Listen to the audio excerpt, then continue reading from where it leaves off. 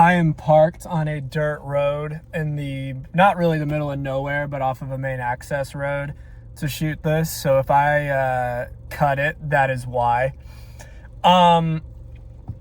This video is going to be kind of a hard watch, but I think it's something that a lot of people that have had the same experiences I have realized when you look around, and I don't mean this as judgmental, but when you look around your family and you realize that it's on you to fix the decades of abuse and drug use and fucked upness and just this like dark energy. There's epigenetics, and you can look up the genetic factors and trauma and how the trauma harms the body and genetics and how addiction's genetic and how all these different things like go through family lines. This really dark, I'm going to call it spiritual too, but this really dark spiritual energy that just like goes through family lines and wrecks everything.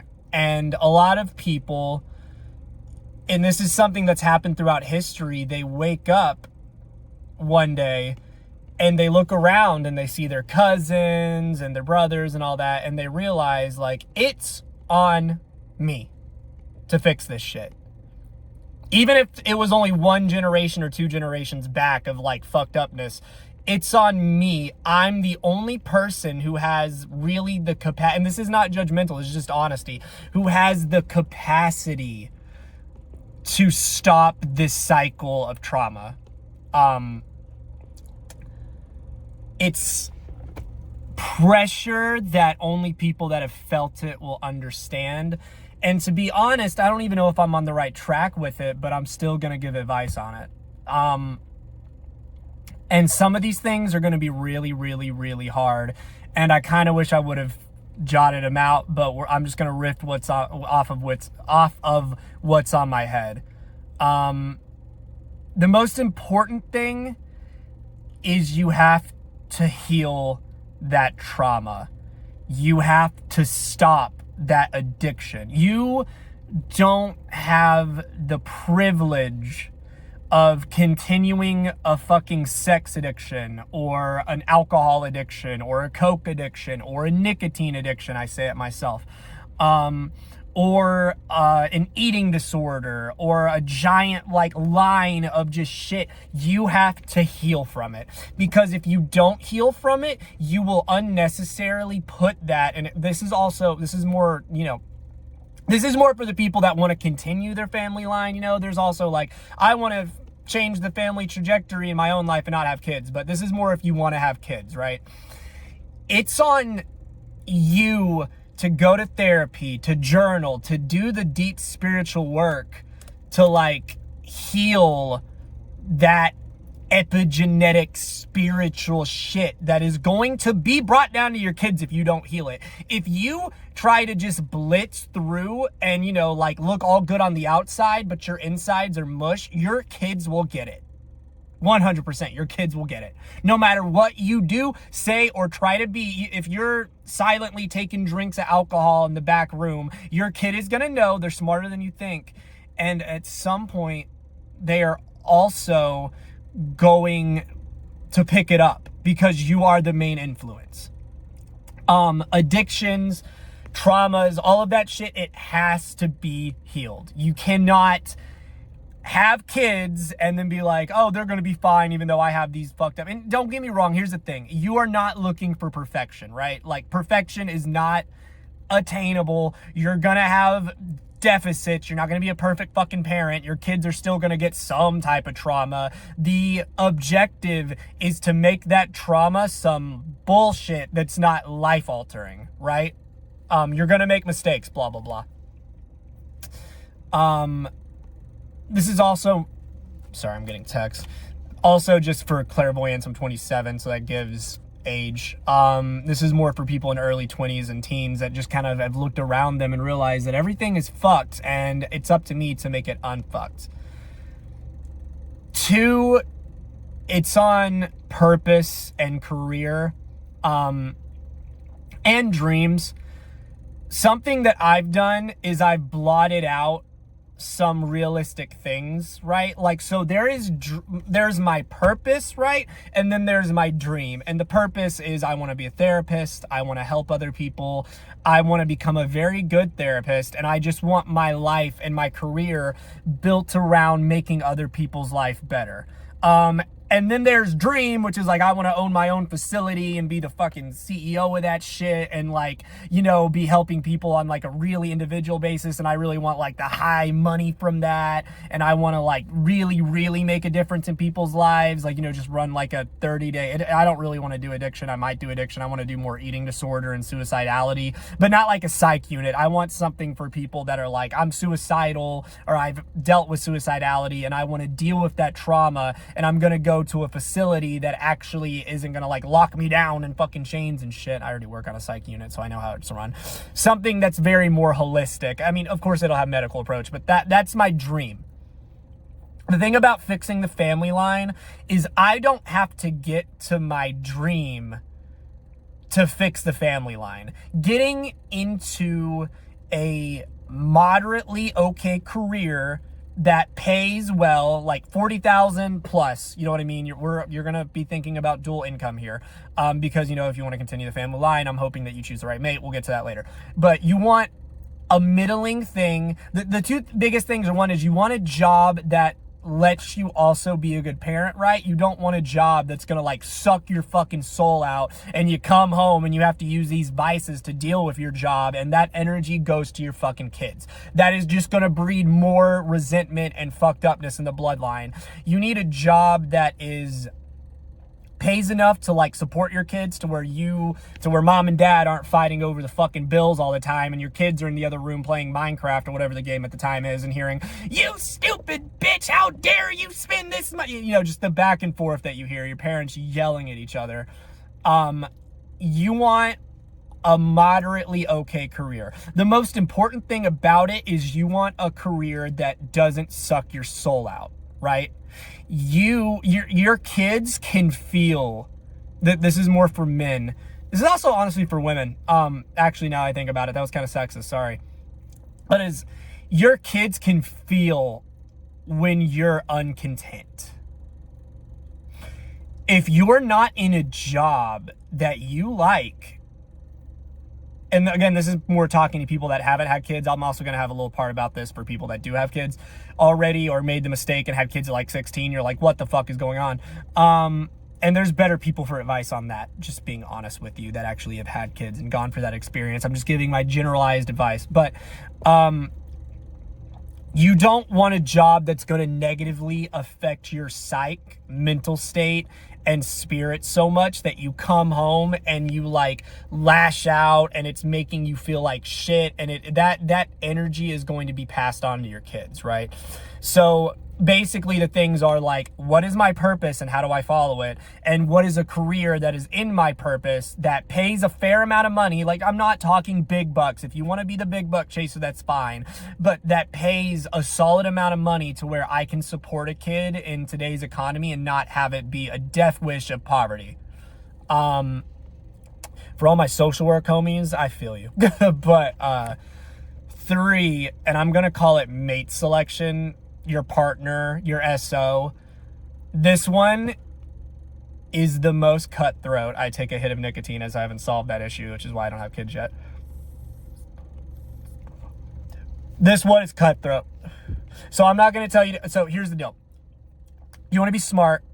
Every man knows this. And if you're a girl, you also know this. Sex is all around us. You want to have great sexual experiences before you like settle down or whatever. That is totally fine. Between the ages of like 18 and 25, be safe, wear protection, especially with the new how it's working in the world right now, especially in America. Fucking wear protection. Plan Bs might not be here forever. Just be very safe with the people you're fucking, and like just make sure you don't have kids out of like some bullshit, right? Don't have a kid with someone that you don't want to start a family with. That is your number one mission. Do not raw dog it. I don't care how good it feels. Do not raw dog it. It's not worth it. It is not worth it. It's not worth it. It's not worth it. If you want to change the family line, you cannot be out here raw dogging hoes, or you cannot be a girl that's out here letting dudes raw dog you. You have to play it safe. That does not mean you can't have fun. Go to your parties, have your little friends with benefits. I would disagree against hookups completely, but most, like 80% of the population, especially in college, has 1 or 2 or 3 of those. Just make sure that you're wrapping your fucking willy, or you're taking your damn birth control pills when you're doing that shit. Do not be that person. If you're already that person, that's fine. But if you haven't been there yet, do not be that person. 2, especially in today's generation, and I feel it all the time, the best partner is not the prettiest partner you can get. The 6 out of 10 with an amazing personality, who is also, this is something you need to think about, who is also going to be an amazing mother, is going to be 9 out of 10. 10 out of 10 times is better than the fucking super hot girl at the bar who has an eating disorder, who you're going to marry her. She's going to have your kids. And in like fucking 5 years, your daughter, all she's going to hear is, oh, you shouldn't wear that. Oh, you're getting on a few pounds. Oh, you're getting a little bit fat, honey. All of that trivial bullshit that's going to cause an eating disorder. Or the coked up, really hot girl at the bar who definitely has BPD or some like serious mental disorders that are going to pass down to your kid. No. No. You find a really pretty, if you can get, by the way, the 10 out of 10 who also has an amazing personality, then good for you. Good for you, but you probably aren't watching this video unless you're like rich parents or super fucky, which does happen. But you play it safe and you find the most genuine girl who has a great personality, who's caring, who has her own purpose, and who also knows how to support you on your purpose, who's not a deadbeat. Like, you find the most amazing woman you can, right? That a child's relationship with their mother is more pivotal than yours. Let's just be honest. As a dude, your child's relationship with your mother is more pivotal than yours. It's way more pivotal than yours. It is. People with daddy issues have drug problems. People with mommy issues are sociopaths who kill other people. Stereotype. I'm joking. If you have mommy issues, it's okay. But the mother-child relationship is so fucking important. So you have to choose the most nurturing person you can, right? Like, you're playing the safe. Do not go for the prettiest fucking thing with a hole in their, with the prettiest thing on legs with a hole between them. Don't go for the prettiest thing. If the prettiest thing is also amazing, awesome. Good for you, dude. But do not go for the prettiest thing. It is 9 times out of 10 not worth it. And I'm saying that because in today's culture, you know this as a pretty person. People that are pretty, a lot of the times, are very egotistical, or they're very used to having everything handed to them, or they're very used to attention, so they're more likely to cheat. I'm not trying to be an asshole, but that's just how it is. Like, that's 100% how it is. Being pretty privileged bears a certain energy to it that can be toxic, and not every like super pretty fucking girl and guy, this is for guys too, and for girls too, guys too, not every fucking pretty guy is whatever. If you're a girl choosing a guy, exact opposite of what I am. I'm joking. I don't really know between the ages like 18 and 22, your guys go through a lot of shit, especially nowadays. The basic things to look out for are addictions, really deep-seated trauma that could mask like potential emotional and physical abuse issues in the future. Like, oh my God, my dad hit me all the time and I haven't dealt with it.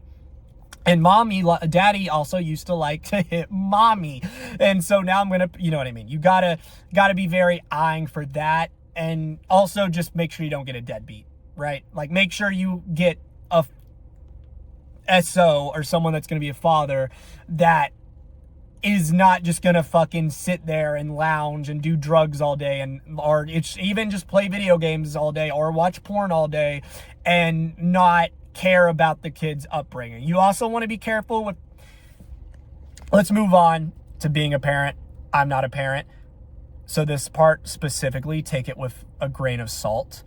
In my personal belief, there's like that little spear where it's like, I spoil my kids and like, I don't do enough for my kids. And there's also like the thing of I'm too rigid and I'm too loose. And what you want to do as a parent, and understand, like, realize this before you have kids, like, no matter what happens, you're gonna traumatize or you're gonna hurt your kid in some way. Like, it's inevitable. You just want to make sure that that hurt is not something that's gonna fucking blow their life up, if that makes sense.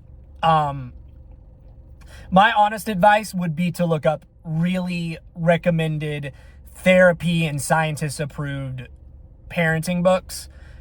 But I think the biggest thing is just trying to not spoil your kid too much and not have the financial ability to give your kid things that they want, like to set your kid up for financial success in the future. Like, you want to have the money to be able to buy your kid a car at 16 and to like also be able to instill the quality of hard work in them and also not make them think they're going to drown in fucking college debt for what their dream is, right?